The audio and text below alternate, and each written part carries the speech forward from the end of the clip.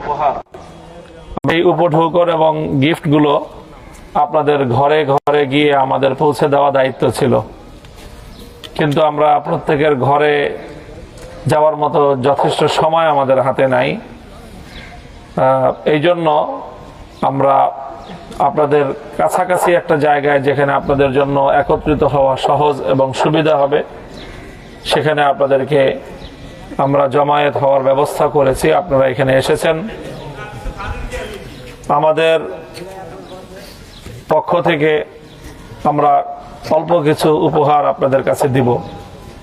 এই উপহার দেওয়ার উদ্দেশ্য হলো যে আমরা আপনাদের প্রতি আমাদের আন্তরিকতা এবং আপনাদের প্রতি আমাদের ভালোবাসার বহিঃপ্রকাশ ঘটানো। রাসূল সাল্লাল্লাহু আলাইহি ওয়াসাল্লাম মুসলমানদেরকে উদ্বুদ্ধ করেছেন যে তোমরা পরস্পর একে অপরকে উপঢৌকন দাও, হাদিয়া দাও, উপহার দাও, এতে তোমাদের মধ্যে ভালোবাসা বাড়বে, বৃদ্ধি পাবে, মহব্বত বৃদ্ধি পাবে। তো আমরা আপনাদের প্রতি আমাদের দায়িত্ব, কর্তব্য এবং আমাদের মহব্বত এবং ভালোবাসার বহিঃপ্রকাশের জন্য এই আয়োজনটুকু করেছি। আপনারাও আমাদেরকে মহব্বত করেন, ভালোবাসেন, অতীতে অনেক সময় এর প্রমাণ আপনারা রেখেছেন।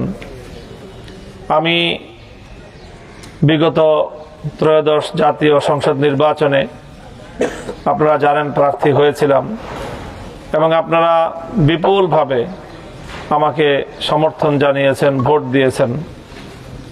কিন্তু দুর্ভাগ্যজনকভাবে আমাদের দেশের জন্য, জাতির জন্য জনগণের সেই ভোট এটা পরিপূর্ণভাবে কার্যকর হয় নাই। আপনারা যেই ভোট আমাকে দিয়েছেন, আমার উপরে আস্থা রেখেছেন এবং এই আসনের অধিকাংশ মানুষ আমাকে ভোট দিয়েছেন। তো আমি মনে করি আপনারা আপনাদের দায়িত্ব পালন করেছেন। আপনারা আমার উপর যে আস্থা রেখেছেন, আমার দায়িত্ব হলো আপনাদের সেই আস্থার মর্যাদা রক্ষা করা, সম্মান রক্ষা করা। এবং সেই জায়গাটা থেকে আমি আপনাদের কাছে এই প্রতিশ্রুতি এবং প্রত্যয় ব্যক্ত করছি যে ইনশাল্লাহ আমি যেই অঙ্গীকার করেছিলাম যে এলাকাটাকে আমরা ইনশাল্লাহ চাঁদাবাজ এবং সন্ত্রাস মুক্ত করব, তো আমি আমার সেই কার্যক্রম অব্যাহত রাখব। চাঁদাবাজি এবং সন্ত্রাসের বিরুদ্ধে আমাদের কার্যক্রম অব্যাহত থাকবে। আমরা চাঁদাবাজি এবং সন্ত্রাসের বিরুদ্ধে গণপ্রতিরোধ গড়ে তুলব ইনশাআল্লাহ। আমরা প্রয়োজনে যারা চাঁদাবাজি করে, সন্ত্রাসী করে, তাদের নামের তালিকা প্রকাশ করে আইন শৃঙ্খলা রক্ষাকারী বাহিনীর কাছে আমরা তাদের বিরুদ্ধে ব্যবস্থা গ্রহণ করার আহ্বান জানাবো। যদি আইন শৃঙ্খলা রক্ষাকারী বাহিনী কোনো গড়িমসি করে, তাহলে আমরা জনগণকে সাথে নিয়ে চাঁদাবাজি এবং সন্ত্রাসের বিরুদ্ধে আমরা গণপ্রতিরোধ গড়ে তুলব ইনশাআল্লাহ। সেই সাথে আমার আরেকটা গুরুত্বপূর্ণ আমার অঙ্গীকার ছিল মাদকের বিরুদ্ধে। আমাদের মায়েদের সন্তানদেরকে ধ্বংসের পথে নিয়ে যায় মাদক।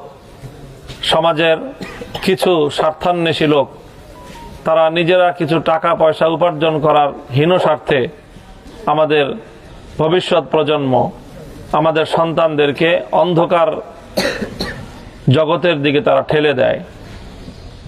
তো যে সকল মায়েদের সন্তানদেরকে এই মাদকের করাল গ্রাস ধ্বংসের দিকে ঠেলে দেয়, সেই মা বুঝতে পারে যে একটা সন্তান অন্ধকার পথের দিকে যাওয়া একজন মায়ের জন্য কতটা কষ্টের।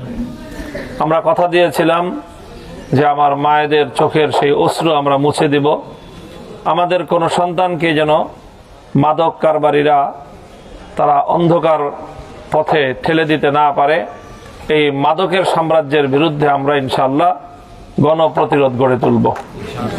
এলাকায় কারা কারা মাদক সরবরাহ করে, কারা কারা মাদকের কারবারি করে, তাদেরকে খুঁজে বের করে তাদের নামের তালিকা আমরা জনসম্মুখে প্রকাশ করব।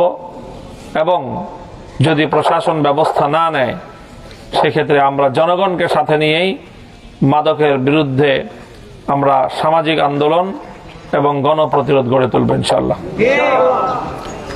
আমি আপনাদের সকলকে আবারও ধন্যবাদ জানাই এবং আমরা আমাদের পক্ষ থেকে আপনাদেরকে রমজান উপলক্ষে সামান্য যে উপহার বিতরণের ব্যবস্থা করেছি,